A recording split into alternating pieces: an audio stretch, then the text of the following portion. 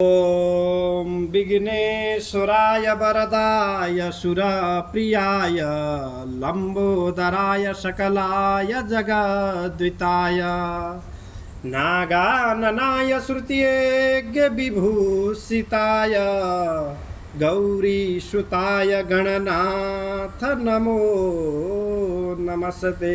विघ्नहर्ता गणेश जी का श्री चरण में कोटि कोटि नमन टक्राउँदै भगवान श्री हे नारायण का श्री चरण में कोटि नमन टक्राउँदै जति पनि भक्त सज्जन बिन्दले हाम्रो च्यानललाई हेरेर प्रत्यक्ष अप्रत्यक्ष रूपमा हेरेर साथ दिनुभएको छ। समस्त व्यक्तित्वहरूमा भगवान नारायणको लक्ष्मी नारायण भगवानको कृपा रहोस्। आजको यस पुण्यदायिनी मोहिनी एकादशीको कृपा सबैको घरमा रहोस्, सबै परिजनहरूको घरमा, व्यक्तित्वहरूका घरमा तपाईको चाहिँ रहोस्। जय होस्, मङ्गलमय होस्, शुभ रहोस् भन्दै आजको कथालाई हामी सबैले श्रवण गरौँ। ओम श्री गणेशाय नमः, श्री गुरुभ्यो नमः, श्री लक्ष्मीनारायणाभ्यं नमः, श्री उमामहेश्वराभ्यं नमः, श्री राधाकृष्णाभ्यं नमः, श्री सद्गुरुचरणकमलेभ्यो नमः, मातृपितृचरणकमलेभ्यो नमो नमः। अथ वैशाख शुक्ल एकादशी कथाः।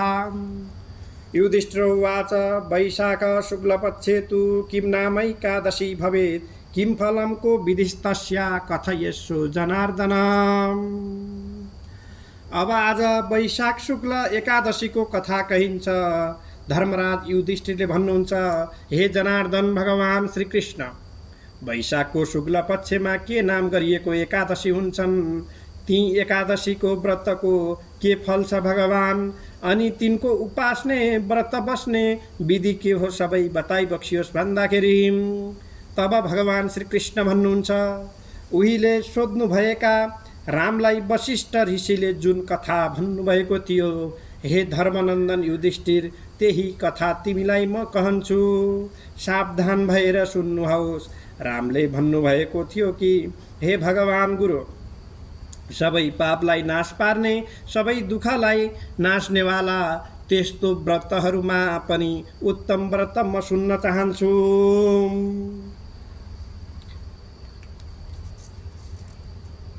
जसरी सीताका विरहले उत्पन्न भएका अनेक दुःखहरूलाई मैले साँच्चै नै भोगिरहेको छु, त्यसै कारण दुःखदेखि म डराइरहेको हुन्छु। यसैले हे महामुने, त्यस्तो दुःख पर्दै नपर्ने, परे पनि सजिलै टर्ने उपाय तपाईहरूलाई सोधिरहेको छु। तब वशिष्ठले भन्नुभयो, हे भगवान श्रीराम, तपाईले राम्रो कुरा सोध्नुभयो। यो तपाईहरूको नैष्ठिक धर्मका आस्था राख्ने वृद्धि अर्थात् बुद्धि हो। तपाईको नाम लिनाले मात्रै पनि मनुष्य पहिलेका पापहरूबाट छुटेर पवित्र हुन जाँदछ।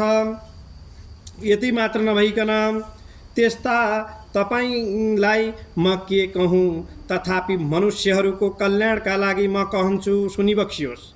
जब ब्रह्मादि देवताहरूलाई पनि पवित्र पार्नेवाला व्रतहरूमा अत्यन्त उत्तम यो व्रत हो।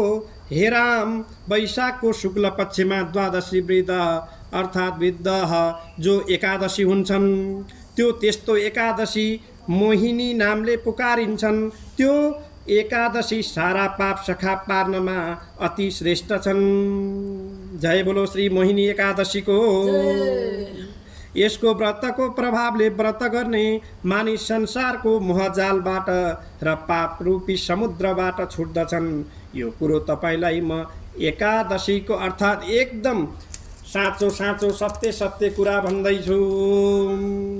अतस्तु कारणाद्राम कर्तव्यैषाः भवादृशै पातकानां छेकरी महादुःख विनाशिनी। यसै कारणले तपाईहरू जस्ताले हे राम, ठुला ठुला पापहरूलाई क्षय गर्ने र ठुला ठुला दुःख हर्ने यो एकादशी गर्नै पर्दछ। हे राम, पुण्य दिने यो कल्याणकारी कथालाई एकाग्र मनको भएर अर्थात् भित्रैबाट कथालाई श्रवण गर्नु श्रद्धा र भक्तिका साथमा। यस कथालाई सुन्नाले मात्रै पनि महापाप नाश हुन जाँदछ। जब सरस्वती नदीको रमणीय तटमा उहिले भद्रावती नामको राम्रो पुरी सहर थियो। धुतिमान नामको राजा त्यहाँ राज्य गर्दथे। हे राम, चन्द्र वंशमा जन्मेको त्यो धुतिमान राजा सत्य प्रतिज्ञावाला थियो। त्यसै नगरमा धन धान्यले अर्थात् टन्नै भरिएको समृद्धशाली एउटा वैश्य पनि बस्दथ्यो। धनपाल भन्ने नामले विख्यात त्यो वैश्य पुण्य कर्ममा सधैँ लागिरहन्थ्यो। अर्थात् पौशाला, यज्ञशाला आदि र मन्दिर, पोखरी, पाटी, पौवा बनाइरहन्थ्यो। विष्णु भगवानको भक्तिमा रमाइरहन्थ्यो र शान्त चित्तको थियो। त्यसका 5 वटा छोराहरू थिए। ती कस्ता थिए भनेपछिबाट कुन थिए? सुमन, धुतिमान अनि मेधावी सुकृति तथा 5औं चाहिँ धृष्ट अर्थात् धृष्ट बुद्धि नामका थिए, जो सधैँ ठुलो पाप कर्ममा नै रमाउँदथे। वेश्या स्त्रीहरूका साथमा लम्पट रहन्थे। गुण्डाहरूमा पनि नाइके थिए। सभामा चतुर थिए। गुण्डा समाजमा पनि जुवा आदि व्यसनहरूमा आसक्त रहन्थे। अर्काका स्त्रीहरूसँग सम्मुखमा लम्पट रहन्थे। देवता, पाहुना, बुढाबुढी मान्ने जनहरू, पितृहरू र ब्राह्मणहरूलाई पनि मान्दैन थिए। अन्याय गर्ने, आफ्ना पिताको सम्पत्ति स्वाहा पार्ने, सिद्ध्याउने, अवश्य कुरो खाने अर्थात् खान नहुने वस्तु खाइदिने, अत्यन्त पापी, सधैँ रक्सी खाइराख्ने र नराम्रा चिजहरूमा पनि मात्रै सङ्गत गर्ने, त्यस्ता प्रकृतिका ती पुत्रहरू थिए।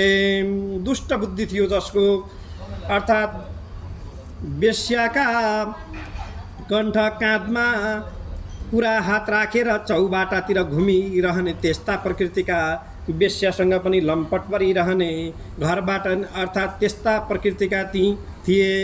र आफ्ना जुन पिता थिए जन्म दिने, अर्थात् ती पितालाई पनि आफ्नो घरबाट लखेटिदिए एक दिन। अर्थात् त्यसका बन्धु बान्धवले पनि त्यसलाई त्यागिदिए अनि उसले आफूले लाएका भूषणहरूलाई नै बेचबाच पारेर खर्च चलाउन थाले।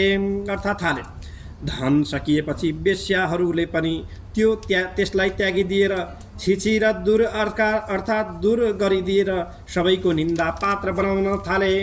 त्यसपछि त्यो नाङ्गे झार जस्तै भइकन भोकले आकुल भएर आफ्नो मनमा पिरलाग अर्थात् गर्दै अब म कहाँ जाउँ, कसो गरौँ, के खाउँ भन्दै चारैतिर भौँतारिन थाल्यो र कुन उपायले बाँच्ने होला भनेर मनमा चिन्तित गर्दै अर्थात् फेरि त्यसै नगरमा चोरी गर्न सुरु गर्यो अरे।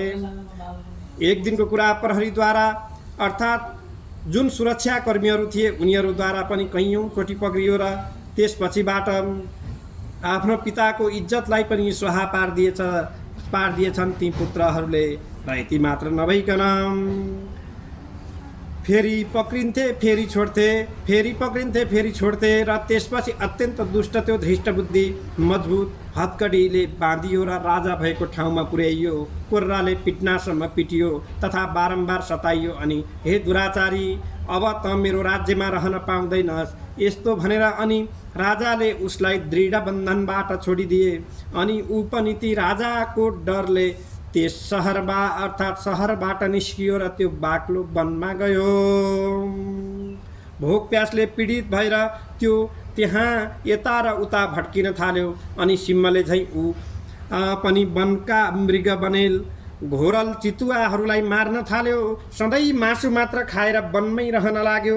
हातमा धनुबाण लिएर हमेसा पछाडि अर्थात् धनु बोक्नेवाला ठोक्रो भिरेर जङ्गलमा डुल्दै चौपाए पशु र पन्छीहरूलाई मार्दथ्यो।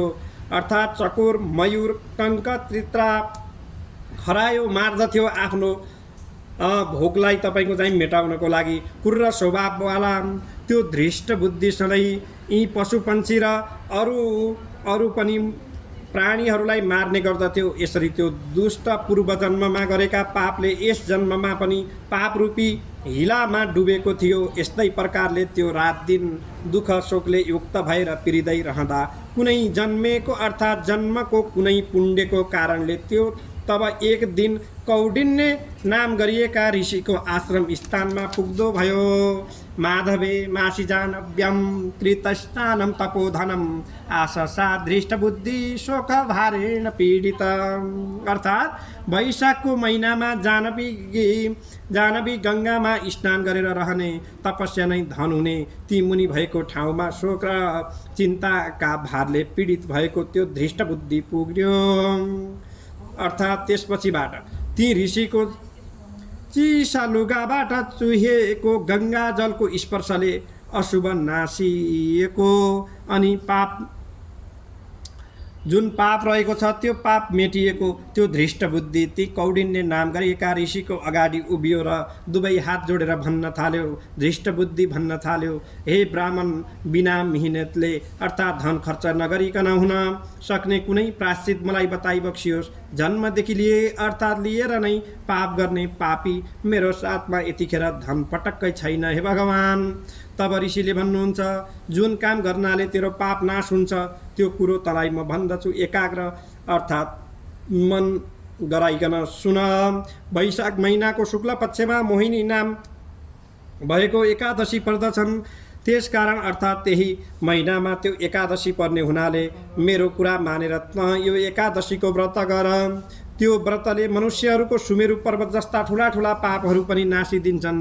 जो जन्मको पाप मात्रै होइन, अर्थात् यो जन्मको पाप मात्रै होइन, जन्म जन्मान्तरका पापहरू पनि नासिन जाँदछन् र प्रारब्धका पापहरू पनि नासिन जाँदछन्।